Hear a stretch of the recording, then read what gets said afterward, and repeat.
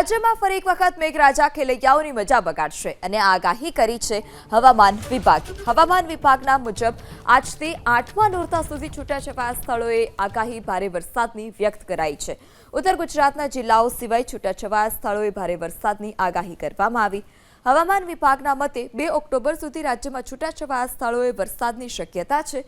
રવિવારે અમદાવાદમાં પણ ભારે વરસાદની આગાહી કરવામાં આવી। उत्तर पश्चिम बंगालની ખાડીમાં લો પ્રેશર સિસ્ટમ સર્જાઈ છે, જે આગામી 24 કલાકમાં ડિપ્રેશનમાં ફેરવાશે, જેને પગલે રાજ્યમાં આજથી છૂટાછવાયા સ્થળોએ ભારે વરસાદની શક્યતા છે। આજે નર્મદા, તાપી, નવસારી, ડાંગ, વલસાડ તેમ 4 જિલ્લામાં છૂટાછવાયા સ્થળોએ ભારે વરસાદની આગાહી વ્યક્ત કરવામાં આવી। રાજ્યમાંથી હાલ ચોમાસાની વિદાયની શરૂઆત થઈ ચૂકી છે। સિઝનમાં સરેરાશ 111% વરસાદ વરસી ચૂક્યો છે, જેમાં કચ્છ ઝોનમાં સરેરાશ 136%, ઉત્તર ગુજરાતમાં 119%, પૂર્વ મધ્ય ગુજરાતમાં 113%, સૌરાષ્ટ્રમાં 96% અને દક્ષિણ ગુજરાતમાં 117% જેટલો વરસાદ વરસી ચૂક્યો છે।